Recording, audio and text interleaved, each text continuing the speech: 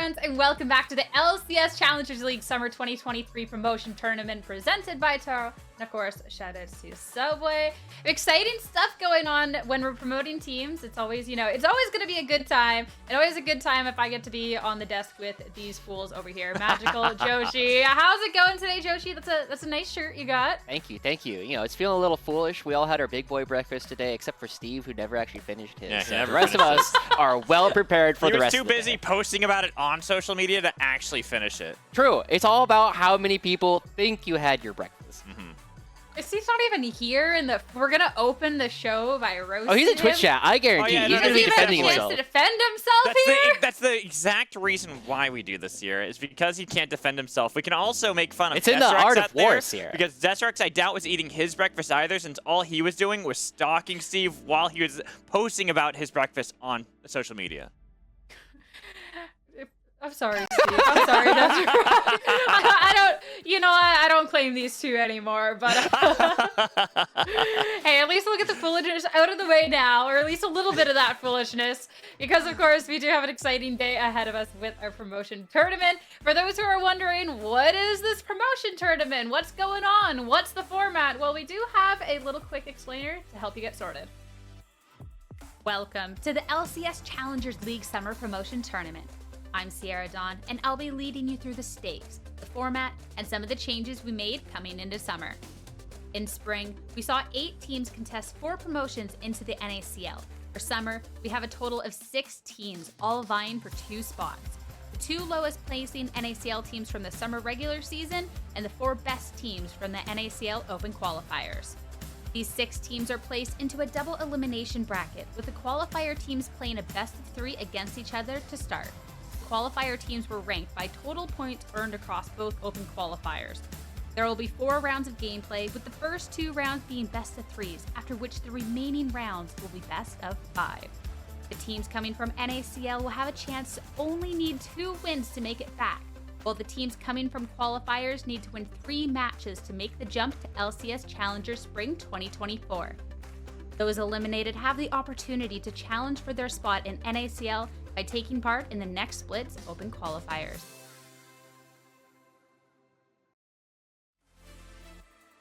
Exciting stuff, Magical. Teams fighting for their way back. These new teams fighting for their chance into Challengers. Good stuff ahead. And I always love the promotion tournament for that reason, that you get to see a lot of new faces, but also some old faces. Like we saw Mirage Alliance yesterday, and they got upset by Lit Esports with some familiar names that we saw in the last promotion tournament, but also some new faces. It's always exciting to see, because it's kind of like the turning of the page, the new chapter for what we have going in from the Tier 3 to the Tier 2s. I was like calling them the future of LCS. So, we have a lot of opportunity to see exactly what they're going to be doing. It's exciting when we get to see the players that, started in the space where they're trying to make their name, actually make their way up. We got to see it a little bit this year, and of course, every year Challengers. So exciting stuff there. And of course, we'll get into those shenanigans and what went down yesterday in a little bit. First, we have a couple of shenanigans from our player as Mazel played a little bit of bot with them. So let's check this out. Welcome, one and all, to our summer promotion tournament episode of Bot.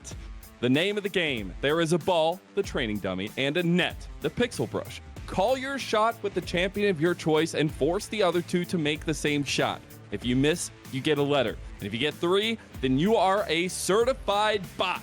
Welcome our challengers today. We've got Supernova's Quacker here. We've got Mirage Alliance's Chad. And we have Winthrop's University's Mobility. And yeah, here's my shot.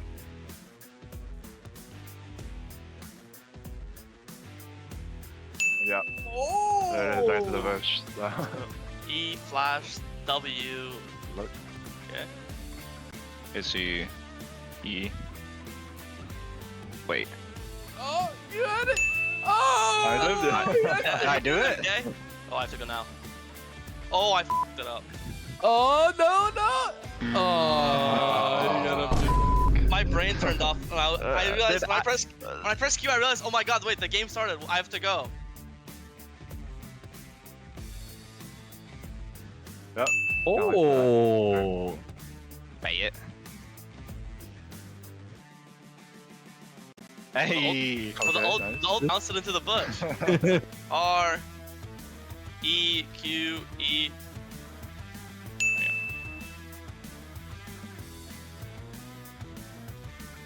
That's in. There you go. Oh, That's a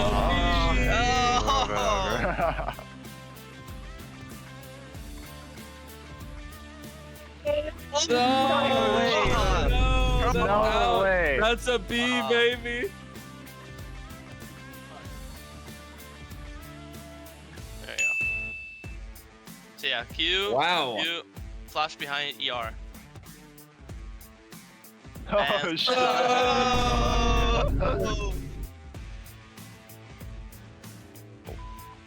Oh, what to do. I fucking blanked. Oh I my fucking- god! Yeah.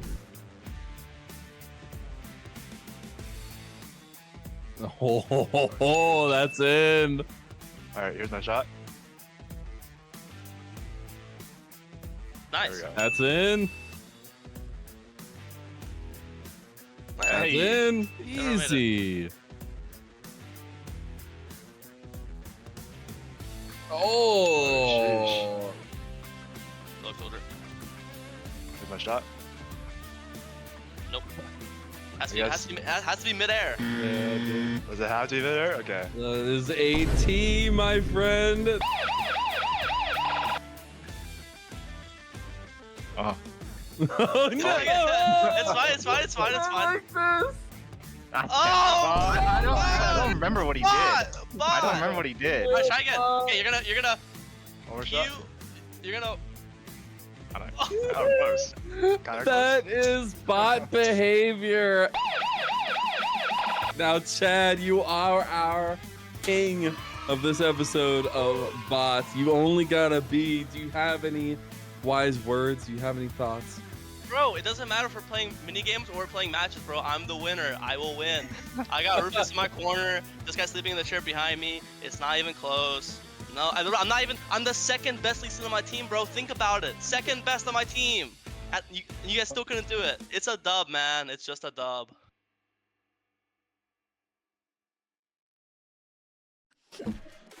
Do you think I can convince Emily and everyone else, like the cat? You know, you can have animated emotes on Twitch, just the of Chad's cat right there. Like, please, can we make that happen? That was so Pretty good. please. I am. Oh man, Chat just rolled them right there too. Like absolutely random at the end, and I just love the cat celebration. It's just great, beautiful. My goal, also though, is we need to get Chad a kind of shirt other than a white tee. Right, I think he's been wearing that in every single video we've ever seen of him. It's the white I tee wonder and if the that's cat. on purpose though. I don't know. Yeah. It's the look. It's the look. It's the white tee It's and the there's look. the cat. He's consistent at the very least. Yes, exactly. And, you know, sadly, Chad might have run the other two in the bot episode, but looking ahead at the bracket and how games went down yesterday, a little bit of flip of the reverse here. Of course, this is double elimination, so nobody's getting eliminated as of yet from our promotion tournament. But, you know, Joshi, we did have some resounding 2-0s across the board.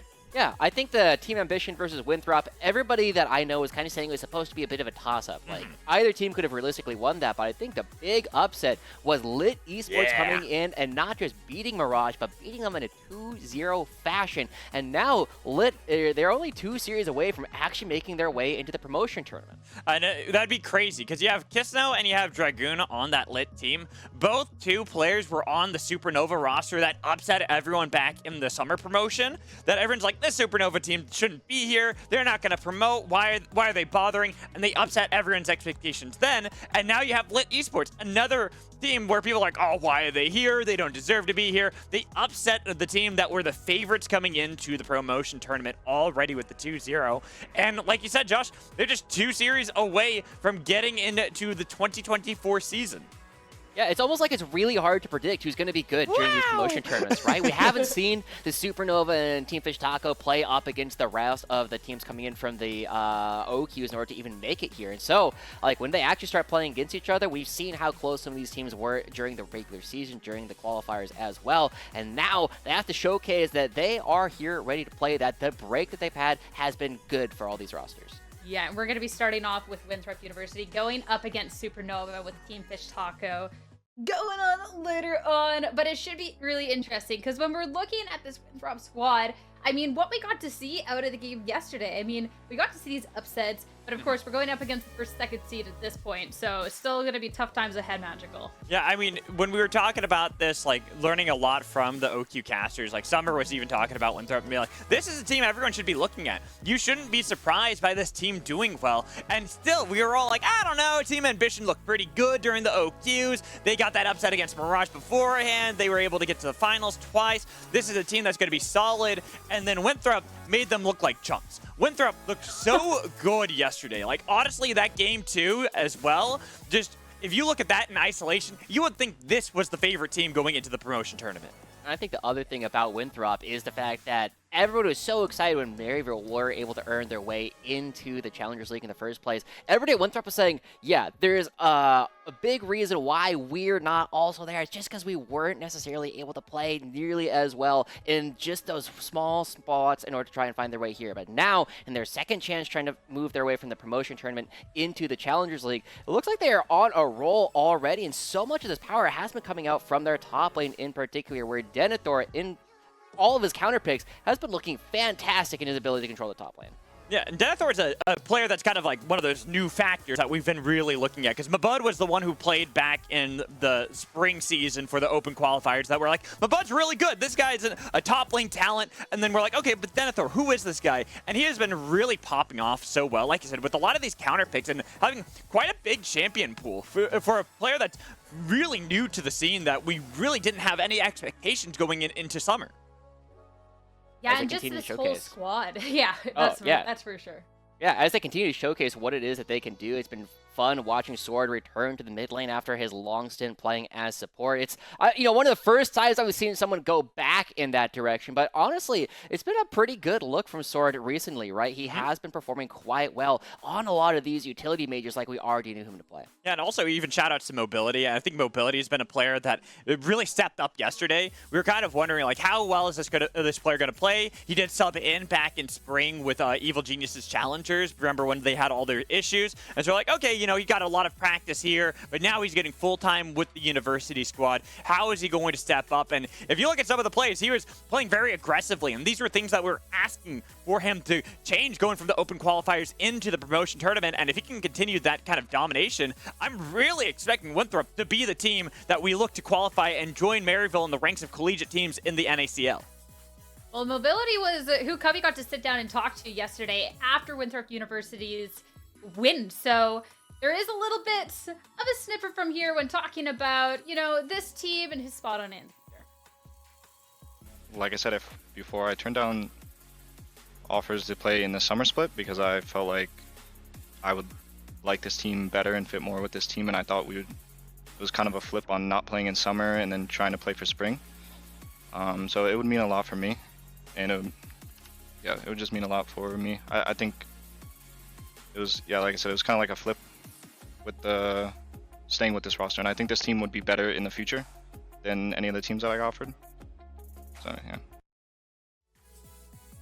Definitely some big words coming out. Just how this core and how this core of 5 talking about how this could be a core that's better than any of the teams he got offered for. But of course, we'll have to see how they fare up today going up against Supernova, because of course, Yoshi, this is a team that we've gotten to see quite a bit from. Yeah, and we again have to look up at the top lane, because throughout this season for Supernova, Quacker was the guy, right? He was always the one that you were looking at to see how effectively he was going to be able to take over the laning phase and then transfer it into the rest of the games. 100%. And taking a little bit more of a look on Cracker's gameplay and what we've gotten to see, actually, this is someone that we have talked about quite a bit, considering what we got to see through our Challenger split. I mean, he was a big surprise for a lot of people too. He stepped in for AoE back in the last promotion tournament back in spring to kind of sub in for Gomsu during that time, helped them promote back into the NACL, then got picked up by Supernova, and we're kind of like, all right, how is this guy going to play? He had taken time off of competitive. He was we remember him back the day from collegiate play and how he played there. So it's still a big question mark on whether he could kind of hold his own against a lot of the talent that we had here in the NACL. And the guy popped off. He looked really good on a lot of champions. And he was someone who was playing a lot of his own comfort picks, like the Olaf we saw in the promotion tournament, and we saw a little bit in the NACL, but we also got to see his Darius. We got to see these classic Quacker picks that he was absolutely stomping on. Yeah, it's not just Dragoon. No, it's just true. I like that. It's short, sweet, and to the point. And we gotten to see throughout the split, of course, when we're looking at Quacker, if he was able to hold his own. Now for today's matchup, have to be looking at the top laner coming out from Winthrop in Denethor, and to see if he could be holding his own going up against Quacker in this situation, Josh.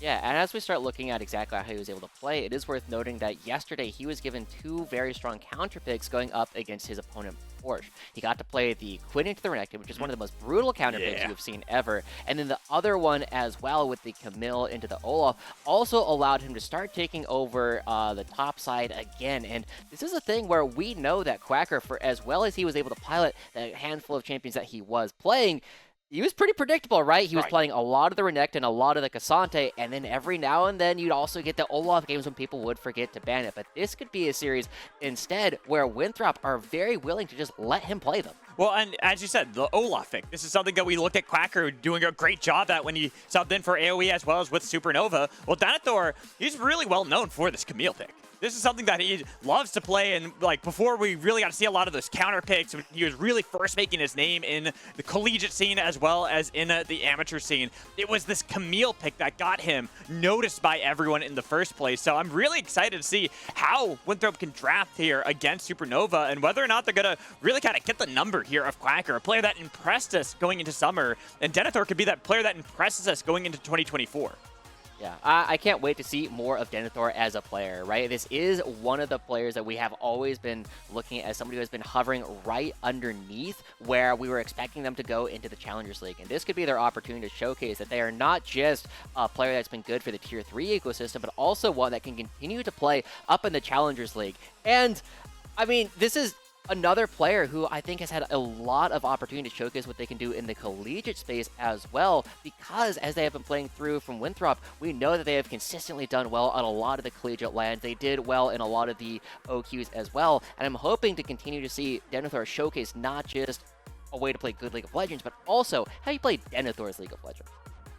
I want to go back to something that you were talking about, Magical, during Denethor's clips, talking about the draft that we can maybe see from the teams, especially too when we're looking at this top lanes, where exactly their champ pools lie. So I took a little leaf out of Mazelle's book with this beautiful graphic design. I was like, this looks like more like a Joshi GFX project than a Mazelle. Mazelle, whoa, I think, puts a little bit more effort. Whoa, you can't. This is the first time I'm doing graphics. You can't say that to me, all right? I thought I did. Wow. I thought I did a pretty good job here, but hey, we'll stop focusing on the graphical part of it. If that's how you really feel, Magical. And instead the information of this beautiful Venn diagram. Yeah, I mean, it does an accurate job of saying what they've been playing, right? Like, we look at Quacker, the Darius, the Olaf we were talking about. Those are going to be big picks. But then Denethor, he's got these counter picks that he can go with. The Gwen here against that Renekton that we're probably going to see a bunch. The Gwen he could always pull out. But the Camille has got to be the big one, right? Like I was saying before, being the pick that he kind of got his name known for in the first place was on this Camille. And where that Renekton and Cassante, yeah, sure, they share that pool, but that's because they're strong champions. I really want to focus on the sides that they can really play, especially because Quacker looked so good on that Olaf. And I think that's going to be such a big thing that he no longer can rely on unless they make sure that Denethor cannot have one of those counter picks against it. Luckily, there's only really the Camille that we've seen Denethor play that is a really good matchup into the Olaf. So far. Exactly. It is worth noting that now that we are playing on 13-16, there are a lot of different champions that have kind of been flying underneath the radar, right? We notice that there's no Jax, no Aatrox on either of these players' pools, and importantly, no Rumble either. So this could be a situation where it's I don't want to say quite solved, but you really are going to be knowing what your opponent is very likely to play going into this one. Right, and diving a little more into the matchup that we have ahead of us, we do have a couple of minutes to really dive into this because Robbie Bob has a fire drill going on. Yeah. So we're going to have our own little fire drill going on here at the match that we have ahead of us. So, of course, Winthrop yesterday, when we're looking at the matches that they had to get to this point of taking on Supernova, we got to see that bit of an upset. Though Winthrop, they definitely talked really highly of the skill cap that this team has. Going up against Supernova, our #1 seed, how are we thinking predictions-wise? Do we think that we're going to see this three-game series? How do we think that this is going to be turning out? Do we think that, I mean, Mobility spoke so highly of the squad and that they could really just soar to above any team that he got offers to. Do we think that this is where we get to see another upset on the day? Well, the big question that we always have to ask is we have not seen Supernova play since the end of the Challengers League, and that was the regular season. They weren't even playing during the playoffs. Now, we know that they were playing during that time. There were opportunities for them to scrim, and so the question is going to be, how well have they adapted to the patch? Are they still on the same page in ways? Have they learned anything new that we weren't necessarily going to be expecting coming out of them? On the face of it right now, I feel as though Winthrop has a pretty big advantage in the fact that Denethor has a lot of ways to neutralize Supernova's main win condition, and also, they got momentum. They just came off of winning a dominant series yesterday. We know that they're feeling hot on the patch, and I'm honestly starting to get ready for Winthrop to potentially make their way all the way into the Challengers League. Though I will say, they are facing off against Supernova, where they have Robbie Bob, a player that has played against Winthrop, not all the players, but has played against them during his time with the University of St. Thomas, and having won back in this this previous year, the collegiate back-to-back titles with that team. So you have a player that might have a little bit of knowledge of how to really play against Winthrop, how to take advantage of some of their players and make sure that he can bring those strategies over to Supernova to make it a little bit easier for the team. Yeah. We spent a lot of time talking about the top half, but there is one other matchup that I kind of want to touch on in the bottom lane as well, and that is going to be the two supports, Chookies and Trevor. And I feel as though both of these players have been having a fantastic time. Trevor, we always set up as old man Trevor. He's been around for a long time. He's trying to help out all these young guns here in this team. We didn't get to see nearly as much of that during the Supernova days as we were hoping for, but Chookies is not the same kind of player as Trevor. He's not necessarily going to be sitting there and moving all the pieces around the chessboard. Instead, he's going to be the one galloping on in. He'll be leading the charge for the rest of the team, and we'll see if Trevor, with all of his brilliance and all the ways he can understand the map, is going to be ready for the rapidity with which Chookie likes to play. I also want to bring up one fun thing about Chookies is the fact that he was with Supernova that when they promoted back in spring, he was the support player for summer, but he was with that team, so he has a little bit of revenge that he can get against his old org and be like, all right, I'm gonna knock you out. I'm gonna knock you into the lower bracket right out of the gates and show you why you should have kept me going into summer. I like how there's like a couple of different ways that we're looking at things. Like, hey, there's like this little revenge arc here. We also got the experience where we're looking at the Supernova squad. So I'm excited going into this matchup with how things could be playing out. And as we get this squared away, there was a really fun piece of content that we got to see, and I know it's something that's been taking up a lot of people's time. So let's go check out Bald Gate 3.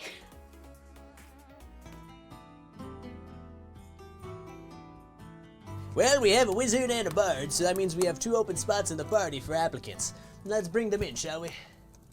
The best class that describes Mirage Islands would probably be Fighter. We are particularly good, like mechanically, so I'd put ourselves as the fighters.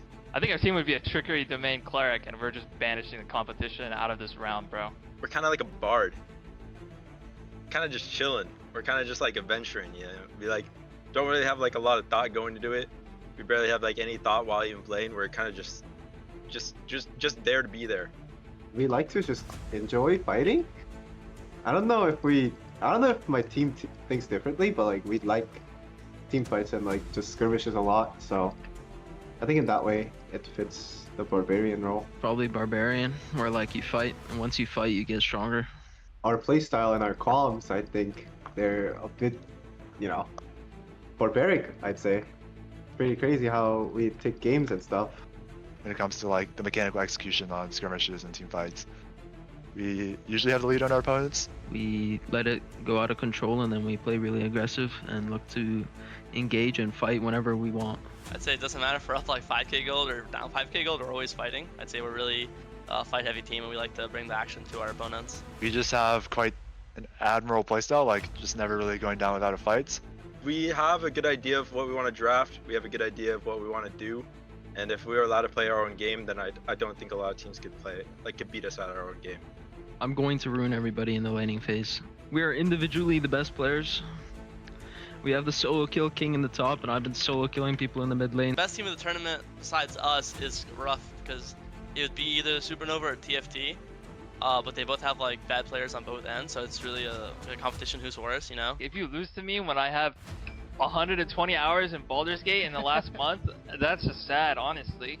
We've been through a lot of struggles, yet we still remain like all with our pride, and we always, you know, show up. I had an opportunity to potentially play in NACL this split on one of these teams, and I chose not to because I thought the roster was not very good, and I'd rather relegate them. And now 2 months later, I am on the first place OQ team, and they are going to be relegated by us. I think we're just gonna make 3 consecutive wins, honestly. I don't know. I feel like our motivations to win the split are out of spite rather than, oh, I want to get into NACL. We've just had a lot of misfortune that it's like, okay, we just have to win now. Like, it's too cringe if we don't win. From everything I've seen in our practice, it should be completely winnable and pretty straight path to victory and qualification. Well, thanks everyone for applying. It's gonna be a hard decision to make. You won't want to miss it.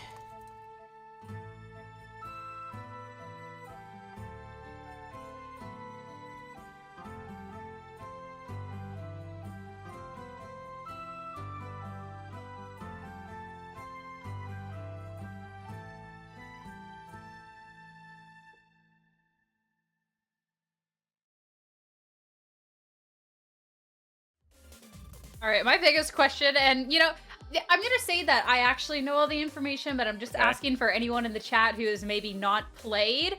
Based off of all the classes, who do we think is gonna be the top dogs of our promotion tournament? Because there was a couple that didn't really sound convincing on the outsider messages, like, yeah, we're just kind of here, just do it. What? So I'll say this: I haven't played Baldur's Gate. I haven't played Baldur's Gate. I mean, Baldur's Gate 3. Baldur's Gate 3. I played D&D though. I played lots of D&D, and I can tell you right now that the cleric, I like that from Dragoon. That was a good one. The fact that he knew what Trickery Domain was is a good sign. Yeah. So that immediately, I'm like, you know what? Okay, this is already winning me over with Dragoon. Yeah. I think the other thing, though, is you still need, like, a front line, right? You have a wizard and a bard, and then if you also pick up a cleric, well, you need somebody to stand in front. We got a couple barbarians and fighters I like the coming through. Barbarian's better, though, because you can go go into rage, and you take half... Again, this is D&D, so I don't know how Baldur's Gate It's the same. It's the same. This is Baldur's Gate is just D&D. Don't worry about it. Okay, this is just a little too big brain. So which team is going to be the best? Which is the best based off of their class? Which one is the one that... you're doing D&D, you gotta pick. That's what I want to know. Lit. Gotta be lit. Yeah, okay, that was good. yeah, he knows what he's talking about, right? Yeah. With all the different classes coming through it, and the Trickery Domain adds a lot of like fun utility as well to the class. I think it would go well with the Wizard and Bard. Could you imagine trying to pin that down? It's gonna be all over the place. Mm-hmm. Yeah, but you're like a glass cannon if you're a Wizard and Bard. Like, you get hit once and you're just done. That's okay. You know, you can go from full to nothing over and over. Well, that's why again, you have as the long cleric, as, right? That's why you have the cleric. The only HP that matters in Baldur's Gate as well as in League of Legends is just the last one, right? As long as you are not at 0 HP, you are chilling. But Yeah, so more far, than 1 HP, you can fight. Yeah. Yeah.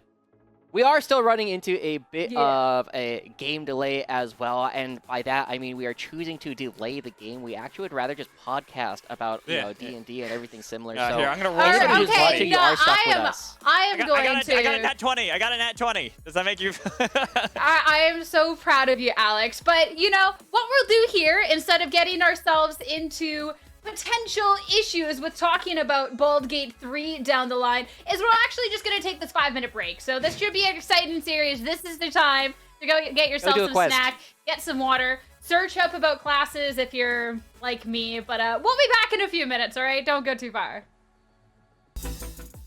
Welcome back, friends. We just had to take a little bit of pause so, you know, we could start some copy passes in the chat and stuff as well. Wait for all of our players to get settled. Robbie Bob, unfortunately, had a little bit of issue in his building, so as we're getting him situated so he can get set up to play, because we want to make sure we have a good series today, we're just taking a little bit of a breather and a chance to kind of talk a little bit more about the series. What I'm mostly curious about, though, as my internet seems to be absolutely dying, this is absolutely the worst. This is the greatest intro ever. This is, I was about to ask Alex to roll his D20 right, to here we ask go. about how things are going to go for the rest of the day, but I feel like we're cursing it now. Don't do it. Don't do it. It's a 10, so it's like right in the middle. Okay, so... Okay. Well, is that a good thing? I remember the last time we had something like this, the entire broadcast died. Depends what the AC is, I suppose. Wait, that was with us too again, wasn't it? It was. Oh, it was. Oh, no. No, okay. We didn't have Magic on our broadcast. We had Mazel at the time because I remember as we were asking like who's gonna be the next person to go down, I disappeared and Lennon just lost it in the middle. So hopefully it's not gonna be like that. My big thing is I'm really happy that Robbie Bob actually gets to play based on what we are currently hearing, because it would really suck if you ended up getting relegated having not even had a chance to play because of what's going on. It is a double elimination, so winner That's lose true. this round right now, you still have another chance for either team. Yes, unless the universe hated him and there ended up being building issues twice in a row, which, you know, based off of the fact the broadcast seemed to be breaking for a second yet again as me and Joshi are on the broadcast, you know, it really could happen, but it is nice. Oh, it's such a shame that the power keeps going out in this team's internet. Weird. I don't know what's going on there. I swear every broadcast I'm on, a storm hits my town and we do not have the power infrastructure to deal with it, and I feel so bad every time. It sounds like excuses. I swear it's not. But going back, the fact that we do get to have Robbie Bob play today, I think is going to be good, especially we need Supernova at their full strength. We don't really know what they've been up to Magical, so we need them to hit the Rift, and we need them to hit the Rift strong. Oh, maybe it's Bald Gate? I don't know. The other big thing that we have been hearing, right, is whenever you get to one of these promotion tournaments, it's awesome for the viewers. It's awesome for the teams who are looking to promote, but for the teams who are coming in on the back end, who have to be now defending their position in the league, it sucks. It is not fun to play in these tournaments at all because, I mean, I don't know if you guys remember, I know at Magical would, but back when it was a commonplace for this to happen for LCS, this was the biggest thing that defined your organization's future, is whether or not your 5 players would actually be able to promote. And for an organization like Supernova, I'm not really worried, right? We know these guys, they have had such a long tenure in the Tier 3 ecosystem, but it's still such a huge boon for them to all continue to come back and play. And for the players, right? Like, that asks a lot of questions. Like, do you have the confidence? Is that a shake to you? Or are you going to be like some of our other players where it makes you mad and say, I'm better than this? Well, back in the OG days, it's like it was make or break. If your team got knocked out of like the LCS, usually the team would crumble. Some teams would stay part of the original NACL way back in the day in 2014. But like you said, it was usually a death nail. And for a lot of players too, a lot of players would kind of be like, all right, well, I guess that was my chance. I'm gonna stop. But now we are seeing that there's more of an infrastructure, right? There is more chances for players to come back into the scene. I mean, we could look at Dokla as a great example, right, of a player who went to the LCS, got knocked out, didn't do so well, went back to Academy, got knocked out there, went all the way back to Amateur, worked his way from the ground back up, and like you said, going to Worlds now. So we have that infrastructure for a lot of these players, but it is something that can still be demoralizing for some players, dependent on how they kind of look at this. But I also think that there are other players who use this as motivation, who can use this as a way to say, you know what? I'm better than this, and I know this. This is how I'm going to prove myself that I'm going to get back into the NACL going into 2024. I'm going to show that I deserve to get to the LCS one day. And as you had talked about at one point earlier today, Josh, the future of the LCS. Yeah. I also think it's fun, like, listening to all the different players, like, talk about their motivation to continue staying in the league, right? You have players who are always saying, yes, my #1 goal, my primary aim, my reason for being is always trying to get to the LCS. And you have other players who, like Alorum has been saying, you know, I would love to play in the LCS again, but I'm going to continue playing as long as I am able to, just because I love competition. If I'm playing a better competition, great, but as long as I'm competing, still going to be having a good time. And seeing the different ways that people have been coming about this, I think gives a lot of opportunity for both like those veterans to find their way back in, but also for some of our younger players to really come up. And I'm actually really curious for you guys, who has been the most exciting player for you so far in this tournament? It's a loaded question. That's a hard question because there actually are quite a number of players. I mean, Chad's always going to be a big one for me because I think Chad is a really good player, really good jungler. I mean, there's a reason why Mirage Alliance with Dardoch playing as the support, where Dardoch's like, yeah, I'll play support for Chad because I think Chad's just that good. I think Chad is one of the few junglers that is better than me, and so I think that that's a really a fun player to always look at is Chad. I think Rockboom has been a big surprise for a lot of players, where a lot of viewers, and ourselves included, where we look at Rock Bottom Esports, where a lot of people, remember how I said before Supernova were the team that people are like, oh, what, they shouldn't be in the promotion, blah, blah, blah. It was Rock Bottom that a lot of people had said that should be the team in the promotion tournament for summer, and Rock Boom was one of the big factors for that team. And now seeing him here in the promotion tournament actually stepping up in massive ways, I think is a very exciting player to continue to look at. Winter User 83, just for you, we're going to podcast for another 30 minutes. Yeah, just for you. Just for you. Stop. Everybody else, we're going to have the game start for them. And you're going to have to listen to us for 34 minutes. We are intentionally delaying the game for you guys. Yeah, we have the button right here, like right in front of me, and I'm just not pushing it. All right. Just because Joshi's sassing off the chat, I am getting word that we're going to get him off screen ASAP. No. So if anybody missed our bot episode, let's do a cheeky little run it back and get Joshi out of here, all right? Welcome, one and all, to our summer promotion tournament episode of Bot. The name of the game: there is a ball, the training dummy, and a net, the pixel brush. Call your shot with the champion of your choice and force the other two to make the same shot. If you miss, you get a letter. And if you get 3, then you are a certified bot. Welcome our challengers today. We've got Supernova's Quacker here. We've got Mirage Alliance's Chad. And we have Winthrop's University's Mobility. And yeah, here's my shot.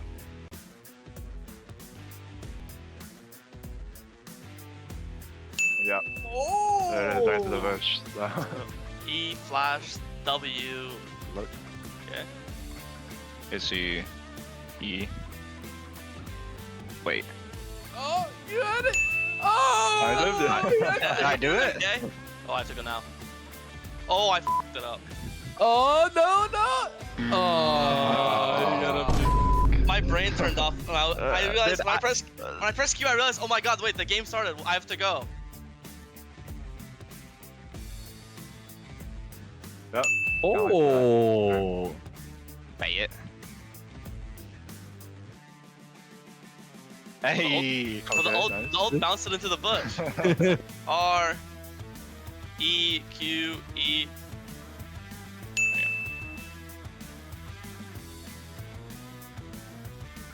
That's in! There you go. Oh, That's a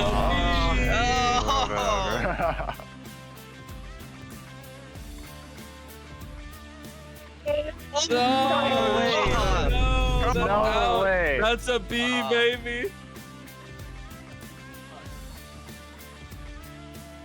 There you go. So yeah, Q. Wow. Q. Flash behind ER. Oh, shit. Oh, no! Oh my god! Yeah. Oh, that's in. Alright, here's my shot. Nice. That's in. That's Hey. in. Easy. Oh. Look, older. Here's my shot. Nope. Has to be midair. Yeah, dude. Does it have to be there? Okay. That is AT, my friend. Oh. Oh, no. It's fine. Oh! I don't remember what he did. I don't remember what he did. Alright, try again. Okay, you're gonna One more Q. shot. You're gonna. Close. Kinda That close. is bot behavior. Now, Chad, you are our king of this episode of bots. You only got a B. Do you have any wise words. Do you have any thoughts? Bro, it doesn't matter if we're playing mini games or playing matches, bro. I'm the winner. I will win. I got Rufus in my corner. This guy's sleeping in the chair behind me. It's not even close. No, I'm not even. I'm the second best least on my team, bro. Think about it. Second best on my team. You guys still couldn't do it. It's a dub, man. It's just a dub.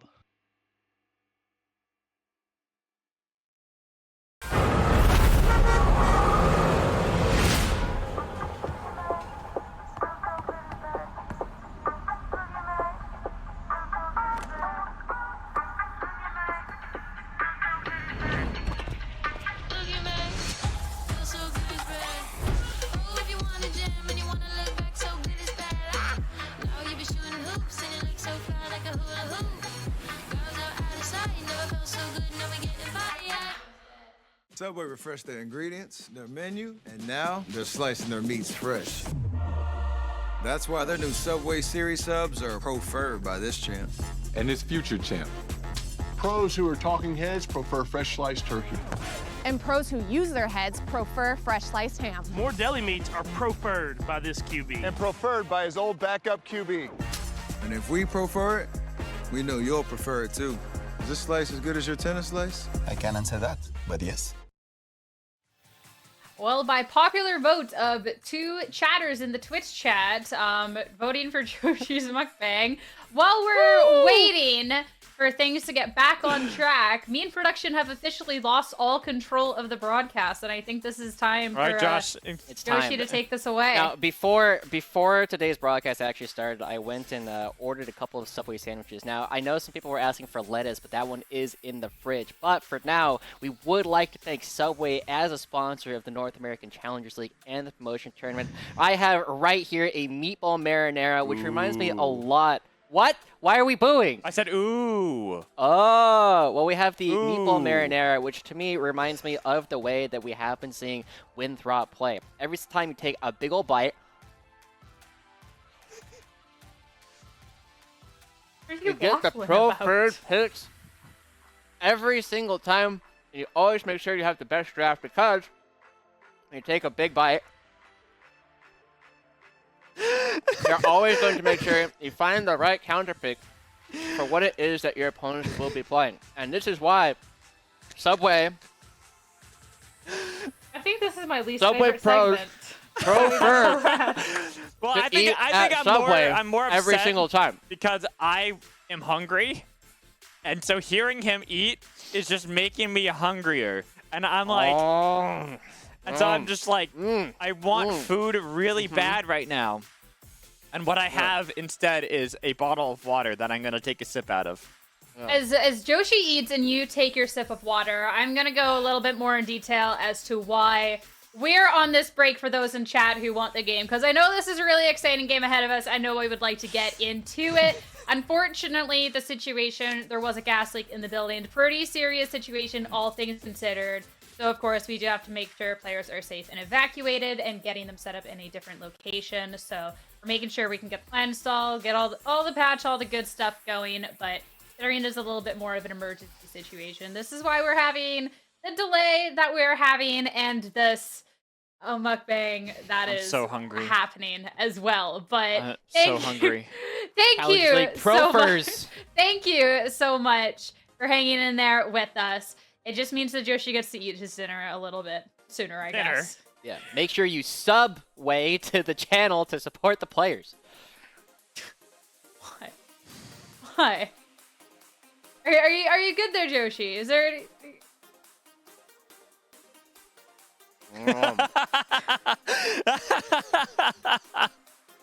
Doing great.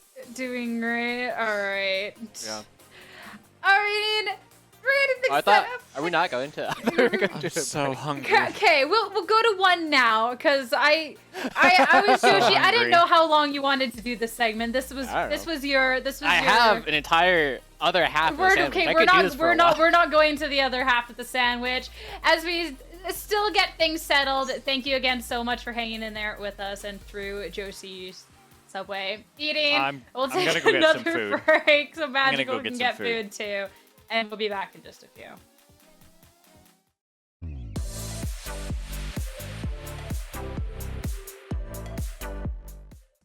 Still do some. Still do some.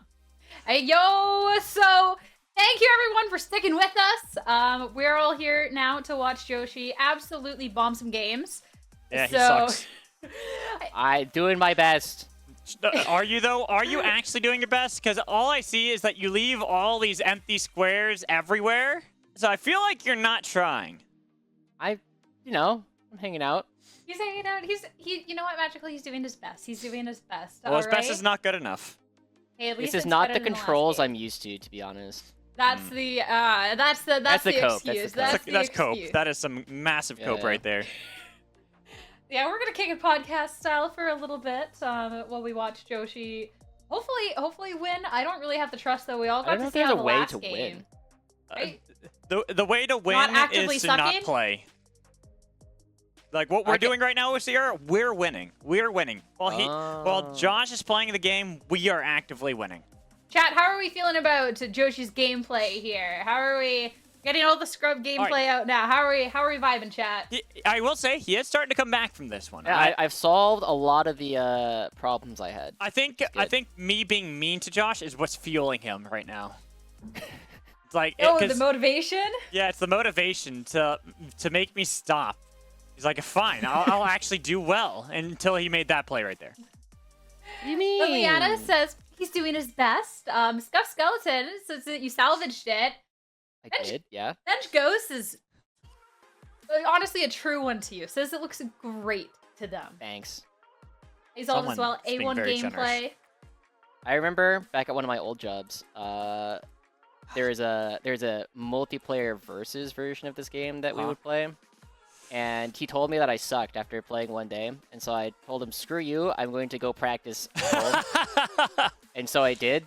And it took me 2 days, but eventually I was beating him more than half the time. And he was like, Nice. okay, I did not respect your game.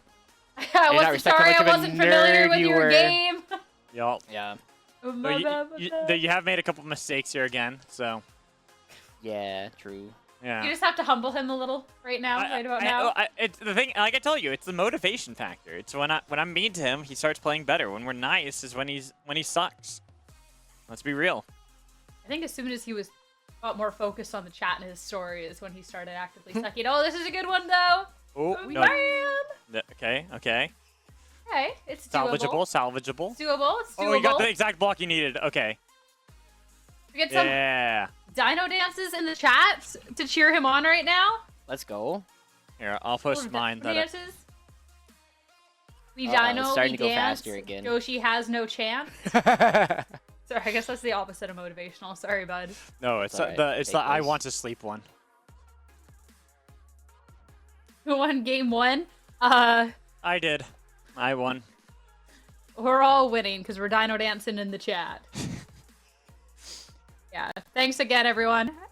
Sticking with us as we get this settled. Oh my goodness, it's speeding up. Yep, that's there we go. Now we're getting some speed behind it. That's some real speed. Mm-hmm. Gotta go fast, you know. Oh. Well, you gotta be quicker than that. Oh, there you go. He's got it. Okay. Gotta be quicker. Gotta be quicker. He's getting it. He's got it. He's got it. Twitch. No. Ah. Why'd you do that? Why'd you do that? What are you doing? Yeah, come on. You're throwing now, Josh. You're throwing, Josh. Oh my God. What are you doing? Your old coworker's watching this right now and feeling so vindicated. He's throwing so hard. Look at him. What are you doing? Is this thing on? Are we finally back here? What is this? Welcome back, everyone. Thank you so much for dealing with us. I know that we have had crazy delays today, but everything is worth waiting for. Good things are worth waiting for, you know? So I could have been taking a nap. Yeah, like getting the line block, you know? It's worth waiting for. It's worth waiting for. It's worth waiting for. We're still waiting for that. You kind of blew it at that game, but yeah, that one was rigged. That was such a weird set. Anyway. Anyways, to refresh, going on into our promotion tournament to be starting off our day, we have Supernova going up against Winthrop University. It should be a lot of fun. Of course, this is a double elimination bracket. This is Uppers Magical, so nobody's getting eliminated today. But the path to getting promoted to Challengers is a lot easier for one of these teams if they win out here. Yeah, and if you win this series, you go into what will be the qualifying match against whoever's going to win in the next series after this one, which also then technically gives you 2 chances right away in the qualifying match, because you'll play in that qualifying match. Even if you lose in that one, you're putting to another qualification match that you can possibly win. So you have those 2 chances to get qualified, which is why you really want to win. Obviously, you aren't going to be eliminated, but not having to deal with the lower bracket, having kind of that insurance policy is always going to be ideal.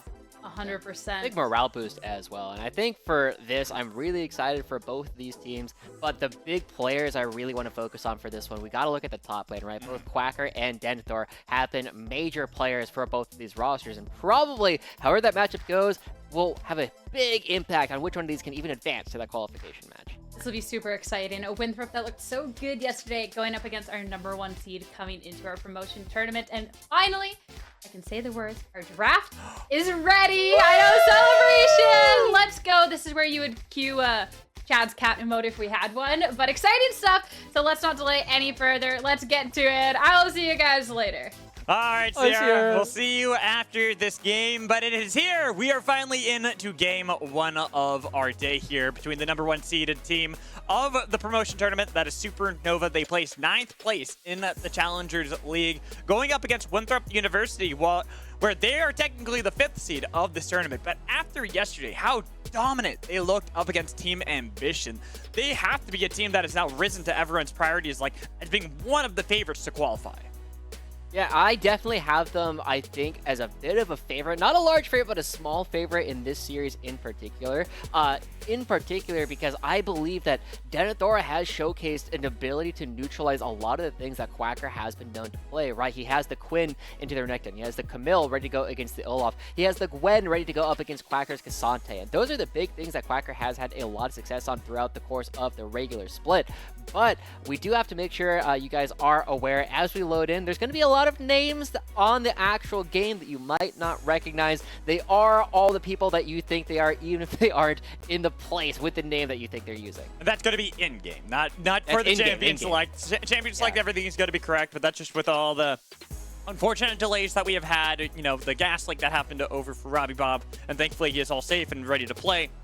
But we got to talk about this draft now, because we are on, I believe, 13-16 going into this series. And so we are seeing, some of that adaptation. And one of the big things I think is got to be that Azir right there. The Azir, we already saw that was starting to slowly climb his way back into the meta, but we've already really seen it in the promotion tournament how dominant this champion has been for so many of these players. So seeing that one banned, but also still seeing that Rel have so much priority for a lot of these teams, especially for someone like Trevor who loves to engage and set up the team.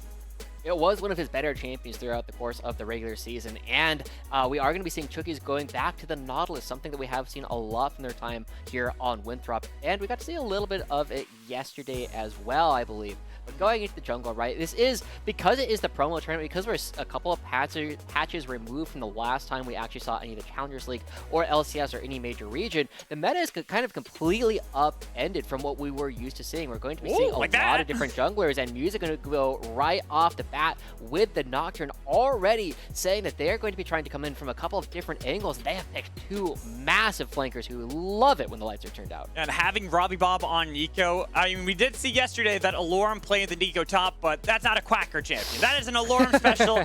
Robbie Bob has been playing a lot of the Nico, even after Nico did receive some of the nerfs that she had that kind of made people go, I don't know if I want to play her as much. Robbie Bob was still playing it plenty in the Challengers League, so I'm not too surprised to see that played now here in the mid lane for Supernova, especially when you have it paired up with something like Nocturne, with how powerful that duo was, especially for a lot of players like Music and Robbie Bob during the regular season. And I'm a little bit surprised that we've gotten all this way into the draft before either top laner has been picked. Obviously, you do want to try and find yourself a good counter pick, and Winthrop can guarantee that they will actually have that for themselves towards the end of it. And that's part of why we are seeing Winthrop taking a little bit of an opportunity to narrow down Quacker's champion pool, Renekton has been Quacker's best champion so far, but the other really good one that has had a lot of success on 13-16 is Olaf, and I'm expecting Winthrop to either ban it away right here or necessitate that Supernova are going to try and ban away the Camille so that Denethor doesn't have the easy counter pick on the top Exactly, and seeing that the Renekton's been taken away, something that we already highlighted before, way back, you know, a couple hours ago when we were talking about the champion pools, we did see that this was a shared champion pool between Denethor and Quacker, but Darius respect over to Quacker, saying, you know what, we know that that is one of those champions that you're really good on that could possibly give Denethor some difficulties with his champion pool. Let's instead take that off the board, maybe even force you to take that Olaf now for Quacker. I think the big thing right now is I really want to see Quacker go onto something he's more comfortable on, something he's been playing for a long time. Not necessarily because it's better, but because it's the kind of thing where if you go into this kind of set with confidence, if you say, I'm going to be playing this champion and you're not going to be able to do anything about it regardless of what your pick is, that shows a lot of opportunity for Supernova to kind of run over this kind of game. And with the Camille ban, they are very, very heavily showcasing that they are planning to pick Olaf unless Winthrop does something about it. Exactly. And right now for Winthrop, they don't really have those options anymore. You kind of don't want to take that top lane pick. You don't want to take away that Olaf and then have Quacker play something that could do well into it. So instead, you have to grab Mobility, his champion, say, you know what, we still need to wait for that pick of Quacker, what he's going to play in the top lane. We're expecting it still to be that Olaf. Of course, Cassante is still available, and that could be the option that Supernova go do to kind of round out their team composition, especially when you have something like a Nocturne in the jungle. Yeah, I definitely like the Cassante better as like a pick right now, as we do see Sketch going over towards the Drave, and a bit of a classic. We have a lot of very big damage coming out from Supernova, right? Music can set things up with the ultimate. You have two big flankers with the Rel and the Nico coming in from the sides, and that can give Sketch a lot of freedom to run around in a lot of these fights, especially against a lot of these relatively squishy members that Winthrop have currently drafted for themselves. The only question is, what does Quacker choose to play at the top lane? They've been hovering this Dragon for a while, but it's not Baldgate. Yeah, and it's blind too. So what are you taking on the top lane for Quacker? It is going to be the Rumble. Okay, so this is something that we were kind of highlighting before that we hadn't really seen from Denethor or Quacker, but I would be surprised. It's been quite removed from the regular season now for Supernova since we've last seen them. I'm not too surprised to see that this Rumble is starting to get some practice. More than likely, Quacker has been putting a lot of time to learn how to play this champion really well, especially with how powerful he currently is. And with the Cassante coming through, right, this isn't the easiest lane matchup for Denethor going in, but you do have a lot of tools, and these two top laners are going to be interacting very differently later on in the game in the way that they're actually going to be moving around in fights. Quacker going to be running right on in, and Denethor can either choose to kidnap him, yeet him over a wall, or try and fight somebody else at the same time. If he can prevent Sketch from getting any of these resets, even if Denethor doesn't get the kills, if he can just prevent Sketch from getting money, that's still a win here coming out for Winthrop. So we have a lot of engage coming out from Supernova, but a lot of tools with which to try and navigate the terrain whenever these fights actually start setting up. But at the end of the day, Alex, I like Supernova's comp. It's so much easier to be the person pulling the trigger than to be the one trying to wear the bulletproof vest. So we looked at the games yesterday, and we look at how Winthrop played in Game 2 against Team Ambition. They drafted kind of similar to this. Not exactly the same, but it was more the play passively, take the engage and push it back. Yet they still played very aggressively in that game. They got those early leads that allowed them to play so aggressively, even though they were the team comp that we expected to play passively. Yeah, now we get to see a little bit more of what's going on with the NA tests. But as we get into it, let's hear a little bit from one of the players. And we get to hear from Quacker on what I have in my mind how is that we're confident just they are. going to win against our first opponents, which I believe is the winner of Winthrop versus Mirage, or not Mirage, Team Ambition. I believe whoever we play against there should be a quick victory. No disrespect. Quick victory. We'll see if that's going to be the case here. They're going to have that quick victory over Winthrop or not, especially now that you have, even though it says NA Test 01, it is still Quacker in the top lane playing this Rumble. Yeah, we still have Sketch and Trevor down here in the bottom lane as well. And as they start to run around, we already see Winthrop are going to be the ones who are actually starting to be a little bit more aggressive going in. We'll have a little bit more vision, but they got to make sure they don't get caught on their way out. And just taking a little bit of damage on the way out. So they know the ward's been placed there. Trevor was able to spot that one out. Not really answered in kind, though, by Supernova. You can see that music was kind of hovering around, maybe thinking that he could place a ward right outside of those Raptors, but Trickster, he wasn't a part of that little venture from Winthrop to try to get that vision control on the bottom quadrant. I want to talk about the top lane again a little bit after this skirmish dies out in the bottom lane, because we are seeing that, I want to say Nate, because I read the name, but it's Quacker up here in the top lane. I really am curious how they are going to be navigating, because a lot of Rumbles these days have been choosing to play with the Ignite, but the team has requested instead that we are going to be having the teleport during this game. So that means that Quacker will not necessarily have the same kind of ability to interact in the side lanes later on, but it does give them a little bit more freedom to try and create the space, push out with your manless champion, and then jump into a lot of these team fights where we know Quacker would oftentimes excel anyway. I think that works really well with just how Supernova have played, how they've gotten a lot of their successes, as you were talking about, Josh, in the regular season. It has been a lot off the back of not just having Quacker win out in the side lanes, but joining the rest of the team and the team playing around that power he brings.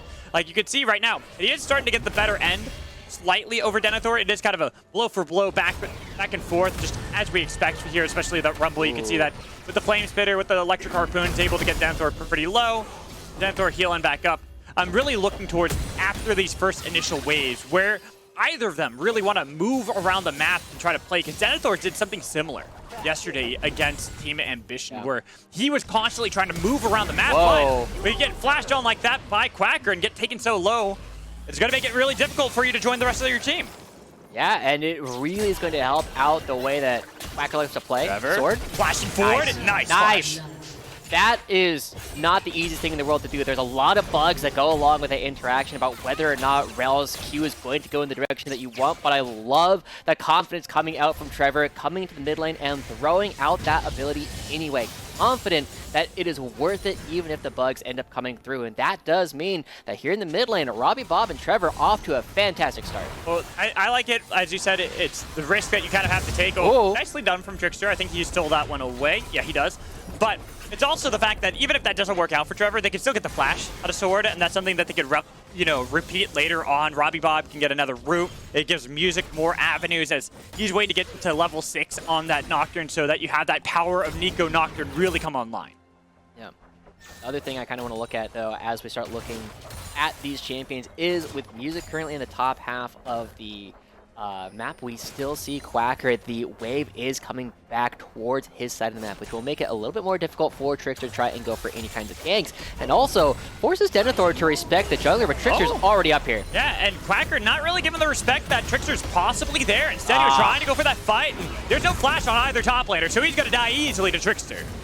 I mean, that's a very avoidable death, unfortunately. We know that Quacker feels this pressure to try and be the carry for the team, but Music had already backed away. You know that Trickster should be in the top half because both junglers cleared top to bottom. It feels very natural that Trickster should be around and trying to force the issue. It ends up putting Quacker in a really desperate situation. We were saying that whether or not Denethor could even hold Quacker up in the top one was going to be a huge boon coming out for Winthrop. And the fact that Denethor is now not only holding, but demolishing this top lane because there's no back for Quacker is a disaster for Supernova's map state. Now look at the difference in CS. He's lost out on so much of that experience, so much of the gold as the wave had crashed into his turret from Denethor. Where Denethor now can just waddle his way back into the lane. He's got himself those Merc Treads, and that's going to be so difficult now for Quacker to really do much up against Denethor. His window to try to bully this Cassante has kind of gone out the window, and it's really going to require, I think, Robbie Bob and Music to now play around that top side of the map, which then means that this Draven lane that you kind of want to get ahead early, you want to start getting them snowballing, is something that you have to leave out to dry for a while.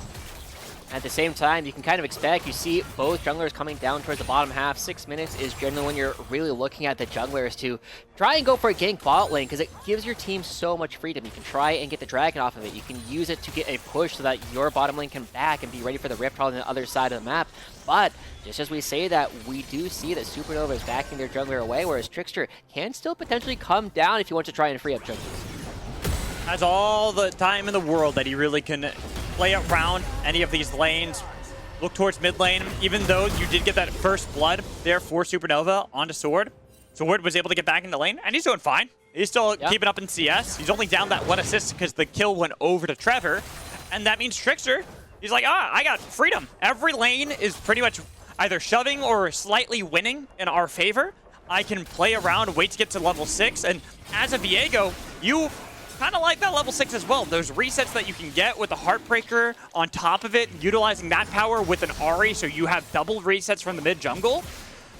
I'm looking at Supernova and how they can really slow down some of this mid-game power that we're going to start seeing come out of Winthrop. I mean, honestly, the fact that Music sticking around convinces Winthrop to get off the Dragon is a pretty big boon here for Supernova. We're a little bit later than we might have expected for the 3v3, but as Music comes around, Trickster is already level 6, and Music gonna be going for something a little bit sneaky here. Trickster should know. Too sneaky. It is spotted out there.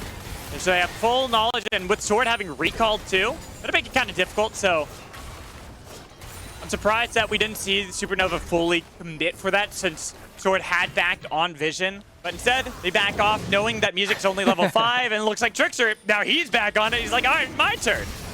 Yeah, I mean, well, hey, man, you're only level 5. You better go get that level 6 before you try and do anything. It allows Mobility and Chookies to bring the wave right back on in and be ready to push towards the top half of the map. And Music finally using this opportunity to move into Trickster's side of the map or to take away some chicken nuggets, but it is going to be at the cost of a dragon. Yeah, they just still one have a little dragon, bit more though. control towards the Rift Herald, which will help out quite a bit if they ever want to move for it. Exactly. It's only one dragon, and since he knows that Trickster's on that bottom side... What? Wait, what? Did Sketch just kill him with Whirling Death? Did Sketch just kill him with Whirling Death because he was low from the dragon? Wow. Okay, how much did he actually get off of it, though? It's a relatively early kill for Draven. Every Draven kill is big, but it's not the massive cash outs. We'll have to take a look at that. It is almost all of their lead at this point. I mean, it's enough for him to come back with an Essence Reaver, man. I think that's huge. Yeah, it's... The big question is what he does with it, right? That is the big question. Getting that relatively early cash in will allow you to push them around, but I think the bigger thing is now as they move towards the top of the map, they're playing this in a 4v3. Yeah, and look at that. You already have Sketch here with that Essence Reaver, that power spike, the Pop Blossom flashed onto Trickster. They've got the lights turned out, the flash. It's flash answered by Music to pick up the kill with the Rift Herald already having the aggro. Denethor on the run from Quacker. Even though Rift Herald did get the reset, it is Supernova in control of the pit. It was not how we expected Supernova to be in control of the top half of the map, but they do it anyway, and now Trevor is here on the flank. Winthrop. The flash in two from Trevor, right with the wombo combo double kill for Quacker. Good stuff coming out from Supernova. We are seeing so much of that map control that we have known to come out from Trevor in particular really coming to bear. And a beautiful combination as well from Trevor and Quacker in the game. Really resets a lot of the issues towards the top half of the map. But here we go. See the ultimate go out. That's one. Wow, that's an execute. That's a lot of money. Oh, that's brilliant from Sketch too, because he did the cancel, so he had the exact instant damage. So it wasn't the Whirling Death going past, then getting its own reset off of it. He canceled it early so that it would get the exact amount of damage. Yeah. And you just get to see how much extra damage it does do with the execute, right? Every single bit of gold means quite a bit, but Supernova, I'm sorry, I didn't respect your game earlier. I thought it was going to be about the top side, but they're showcasing that they can play it around more parts of the map than we were initially talking about. And so suddenly, this does mean that Sketch, who's a player who hasn't had the best time playing in Challengers League, now has all the tools necessary to be a huge part of Supernova's success and try and get themselves right back on into the Challengers League on this Draven. Big cash in for him, and now you can see that Sketch Trevor, they can play very cautiously. They can play a little aggressive if they want to. They kind of know something's fishy here in the bot lane, so they're just getting a little bit of chip damage onto Winthrop, saying, you know, we expect someone's down in the bot lane, but we're not really going to put ourselves in danger. Why bother? We want to get more of these stacks of adoration for Sketch so we can get another big cash in. As they start playing, I mean, they have this pretty big gold lead to move around with as well. We got to see one of the things that I always love watching whenever you have a Nocturne and any of these big flankers like the Rel or the Nico is their ability to coordinate some of these flanks, because the big thing is... Oh, uh-oh. All right, that's a hook onto Trevor, but I'm looking at that gold. Look at the total gold that Sketch has right now. That's 700 over the next closest, and that is his own jungler. That he has just gotten this massive lead on Draven. Like, look at where Mobility is. A full 1,000 behind, and we're only 11 minutes into the game, Josh. That's part of why we've been seeing Winthrop spend so much time down here on the bottom side, and again, Sketch is using ultimate. Clear out the wave, make sure there's no opportunity for a dive, make sure there is no opportunity for Winthrop to get anything off this. But 527, that's actually a lot more than I was expecting to come out this early on in the game, and suddenly Winthrop very, very much on the back foot. And I think it's, again, fascinating to watch the history of this team because they were one of those squads that people were saying, hey, Maryville got their way into Challengers League. Winthrop should be right on their heels. But Supernova, as a team who has been right on the cusp of the Challengers League for so long, back when it was Academy, I mean, they're not going to be giving up without a fight at all. And it looks as though that anger that we've heard about from this squad might really come to play. Like Quacker said before, he didn't care who it was they were going to face off into this one. They felt it was going to be a quick victory for Supernova, and they were going to move on into that qualification matchup. And right now, we're seeing a lot of that power that they have as a team. You can tell they've been putting that practice in, and I'm looking at Winthrop, where their games yesterday, you look at game 2, and they smashed Team Ambition in that one. But game 1 was a bit dicey. It was a little bit worrying at some parts. So now teleport. They're looking for this play on a Sketch, but they have to make this work. If they can't kill Sketch, it's not going to work out. They've got the back line. They're looking for Sketch, but nice. Push aside, trying to get the damage with the equalizer, and he's still alive. But the all-out will finally take him down, but at what cost for Winthrop? Everyone else is gone, even with Sword showing up into the bot lane. He's got to be so cautious. The damage can come out. Not going to have the Tingle Barbs coming in from Robbie Bob. Instead, looking for Sword to re-engage with the dash on the other side. Trevor. Unspotted, diving right on the Sword. The burn from the Flame Spitter is going to rip apart Winthrop. Only mobility will be alive, and at what cost here, Josh? Supernova is ready to brawl. That's the second time that we see Trevor come in with a massive engage from a flank.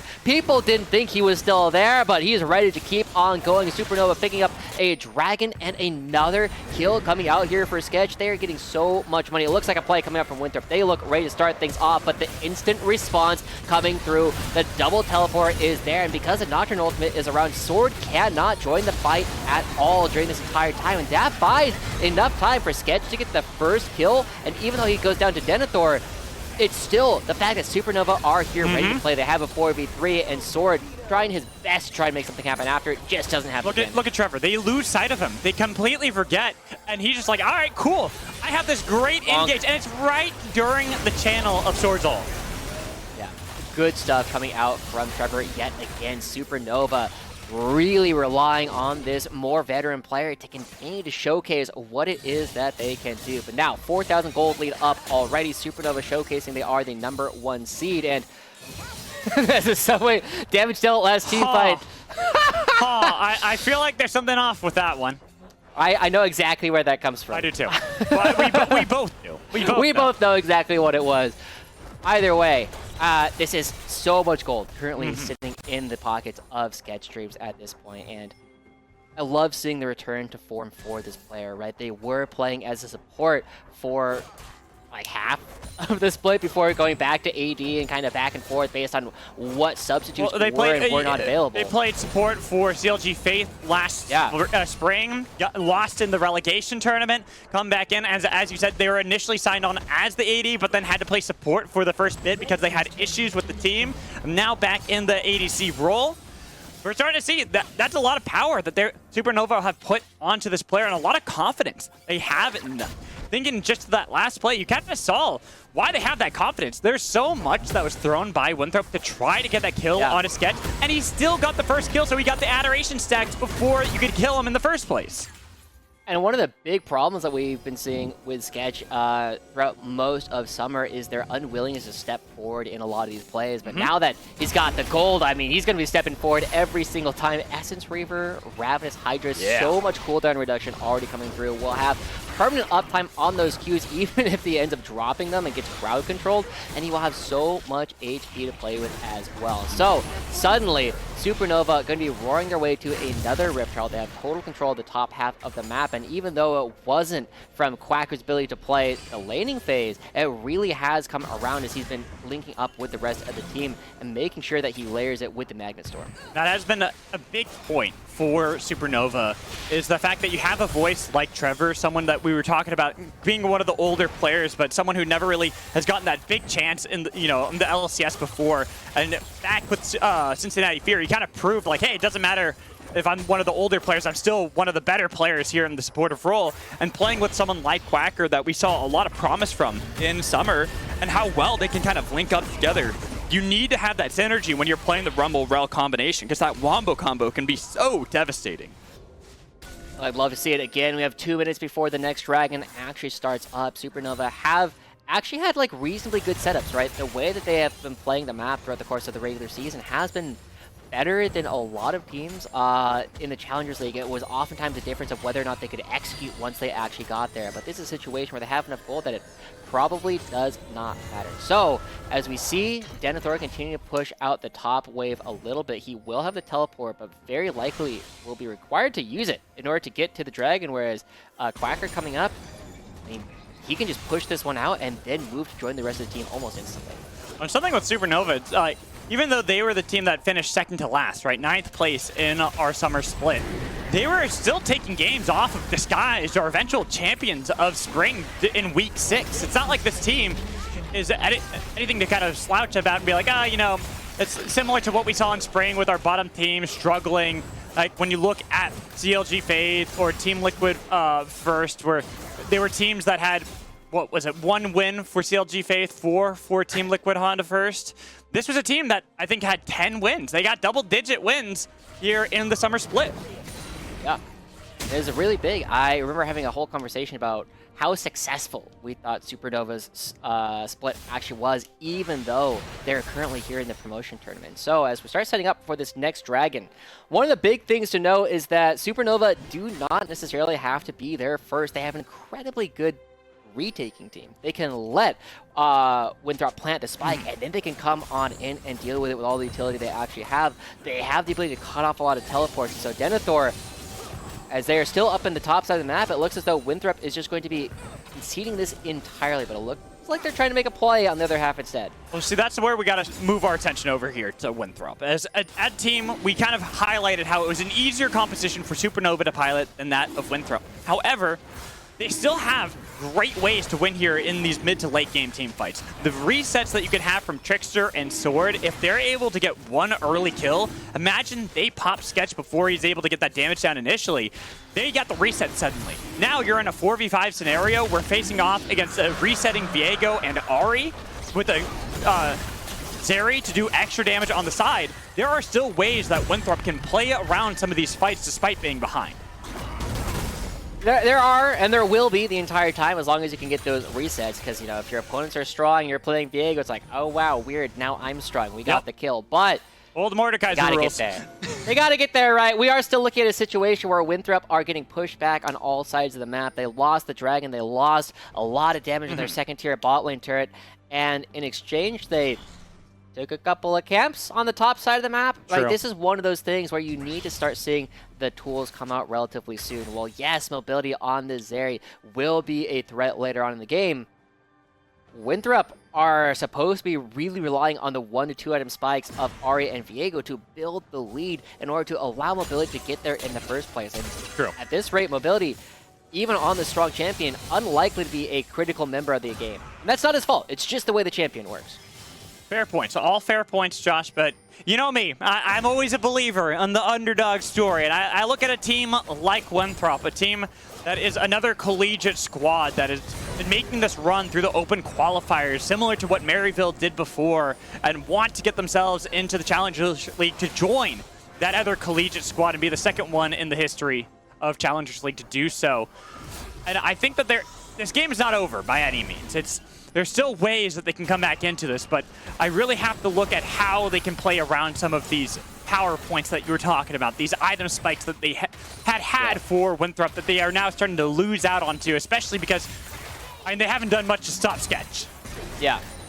Now we also got to look at the flip side, okay. Oh, nice cleanse, though. Nice cleanse there from Sketch. Yep. Okay, well, the flip side of what we're talking about with the fact that mobility does have this strong scaling champion and can really use the range to be relevant later on in the game, especially up against the triple melee characters on Supernova and and the relatively short range of the Nico and the Draven. It is on Supernova now to try and push the tempo, right? We have seen them go for a couple of these dragons, but with the first dragon going over to Winthrop, it's not the easiest thing in the world to chain into a relatively early Dragon Soul. Instead, it's going to start playing around this Baron relatively early on in the game, and they don't do it super quickly. They're mostly going to have to bait around it and try and find some of these fights, and it's why I like the fact that they're already starting to set up. And Trevor's like, you cannot kill my wards. Those are mine.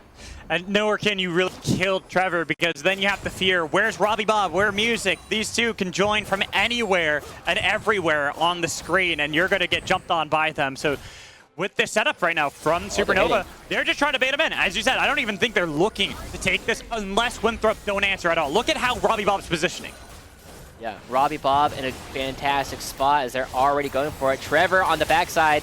Spotted out though, they know Robbie Bob's alone. Try to go for the pull, that's gonna be the life turned out. The paranoia, it's gonna be the pop loss of 3 members, and they try to jump in. They're looking for the kill of the Trickster, but the Fear's gonna get him alive. He's on the other side, Mobility diving in, looking for the damage on his schedule. Flash coming in, they're gonna be able to get the kill on Shookies, but what else? Swords low, waiting it out, still biding their time, afraid of what are gonna happen, especially when they're all so low. The Charm's gonna connect onto Trevor, but not the target you want. You need Sketch, and the burn coming in from Quacker on the other side. That flash in, that flash reciprocated from Denethor to stay alive, but Supernova, they've got the pick on the support. They're healthy enough, and you know what's up.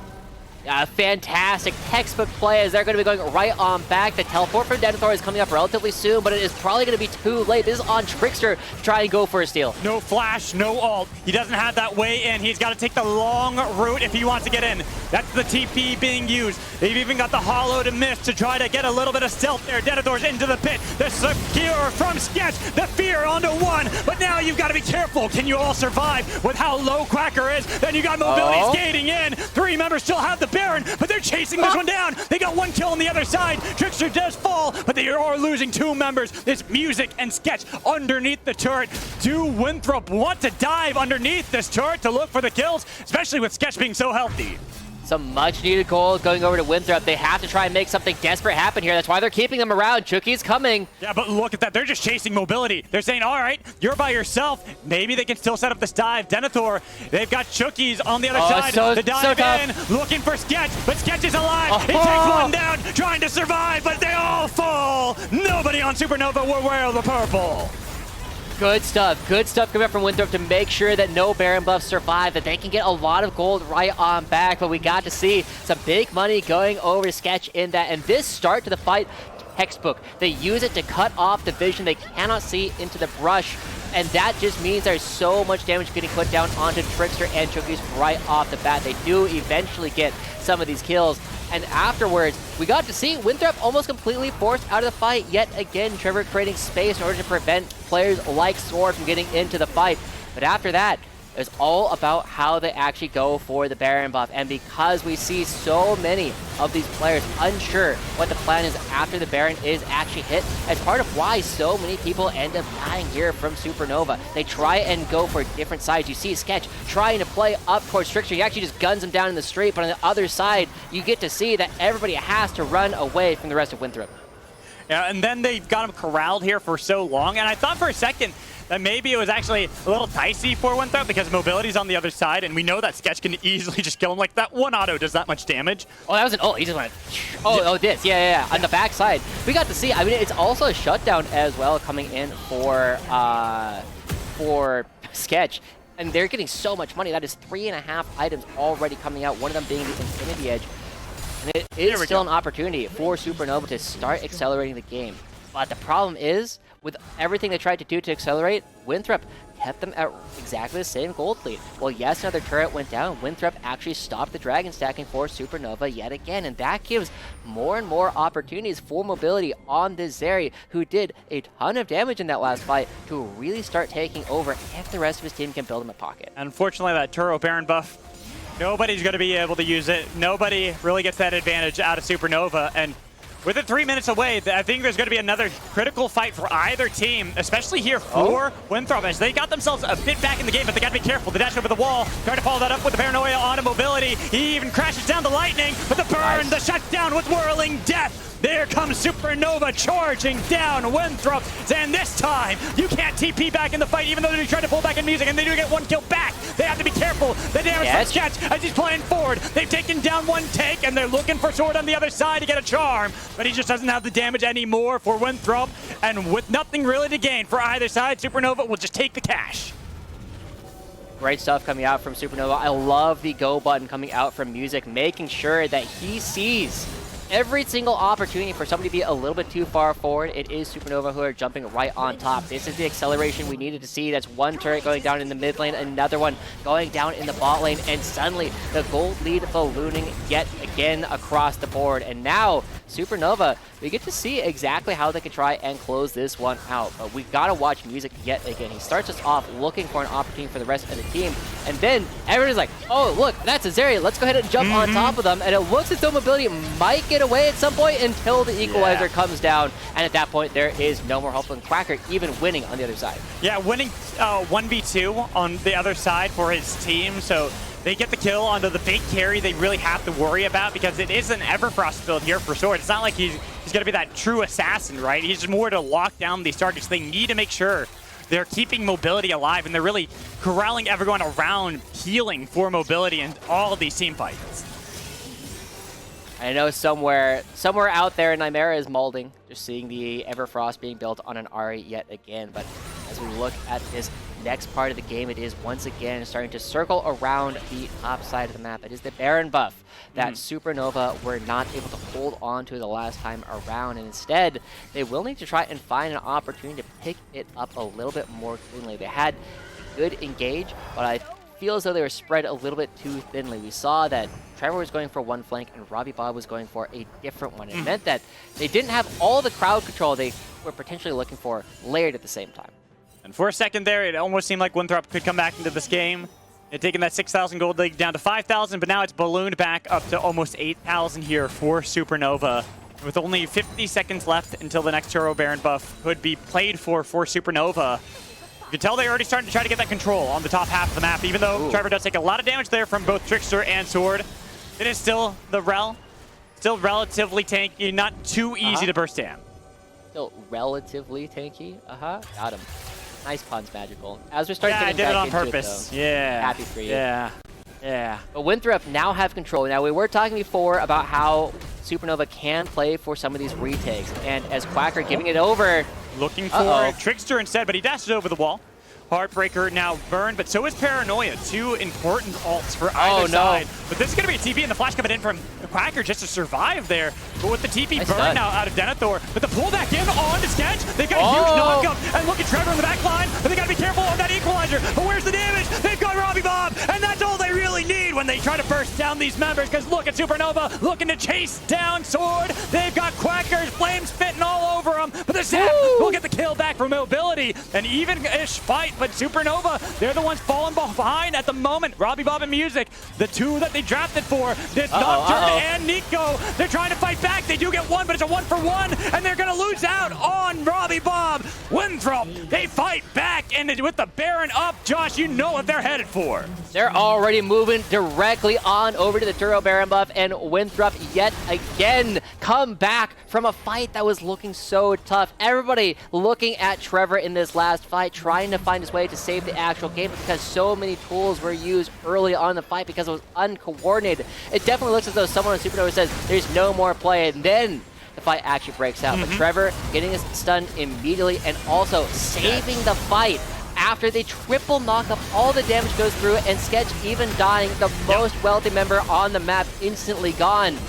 It looks as though Supernova might be able to return to the rest of the fight, but crucially, Robbie Bob wasn't able to kill mobility, wasn't able to finish off Trickster. He gets the snipe in the back, and it just leaves enough tools and enough HP for Winthrop to go for their redive. And now the Turbo Baron buff has been picked up by Winthrop. They're the ones now wearing the purple, and they get to retain it here going towards this dragon. It's not going to be a soul for either team.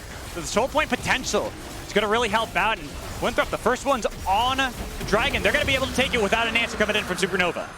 And this is when it starts to get really scary, because so much of what Supernova were playing around was trying to prevent mobility from ever being relevant in the game. But he's here. He's already got the money. He's on the 3 items, working on the Bloodthirster as well. And even though they try and get a little bit of damage here in the mid lane, Winthrop will be able to defend their turrets as well. It feels as though Winthrop have turned things around in this game. Their willingness to dive after the fights have already gone on is giving them so much extra gold, that little bit of extra scrappiness that we have needed to see from the NACL team. And a big thing, we got to keep looking at Denethor and how he's been able to get onto Sketch in some of these fights. One of the big problems with Draven is that you do have to play so far forward in these fights. You have to play so aggressively. And what did you talk about before, Josh? What did you talk about when you first saw that Cassante and how it can punish Sketch whenever he missteps? Yeah.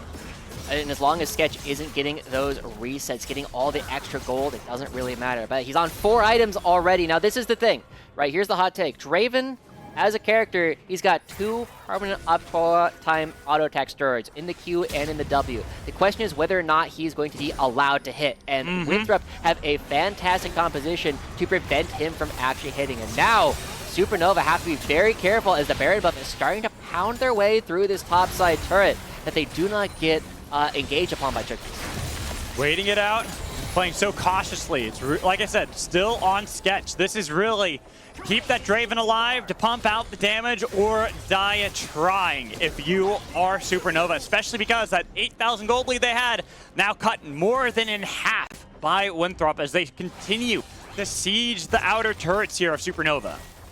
Turo Baron buff, though, doesn't look like it's going to get the most usage out of this. They might get 1 turret, there's the engage. For the engage, and they pop Sword, your engage tool to get into the back line, and where's everybody else going? Mobility couldn't even get any damage to help back up any other team. That's going to be the team coming in from Denethor, but they already lose the takes. They've lost the supports, and Denethor, you're too late to help out Winthrop. I had to be honest, I was anxious this entire time because Nocturne prevents teleports from going through. Denethor gets there towards the end of the fight. And what we were saying at the very beginning, it is so much easier to play when you're the one who can pull the trigger rather than just hoping that they miss. And this time, Supernova yet again pulls this engage off. They get a couple of kills cleanly. They are ready to take back a lot of space. And off of that Turo Baron buff, Winthrop, I think they got the mid lane turret. Like, that is not enough gold to actually keep them in a position of power. But Supernova is all about the question, do they hit the target? They've hit the target about half the time for these big fights. And whenever they hit the target, they get so much more than when they don't. But still, it's another question as we look towards the next dragon in 2 minutes. So as we look toward the Baron in 2 minutes here, Alex, is will Supernova do it again? Well, looking at that now, Sketch is fully built. That Guardian's Angel in his inventory. That much more difficult for these resets to come through for Winthrop, especially because how important it is for them to take down Sketch. We'll keep talking about that because that is their win condition. Kill the Draven before the Draven can do any damage, and you don't have to see him having that absurd amount of damage on the subway damage dealt in the last team fight graphic. As we start looking at what they are going to be doing next, it is going to be Supernova as they start pushing up towards the mid lane. They have the tools, they have the ability to actually go for some dives if they sense that Denethor is out of position, right? As long as Denethor is playing in the fog, and as long as they don't see him pushing, it is a lot harder for them to actually go for any of these dives. But look at the waves that Supernova is giving up in order to try and generate this pressure. They're losing a lot on the top side. They lost the top lane inner turret. There's another big wave down in the bottom side, so if this push goes poorly for Supernova, Winthrop will swing back with a vengeance. Yeah, but with 50 seconds left until the dragon spawns, that could be an Infernal Soul for Winthrop.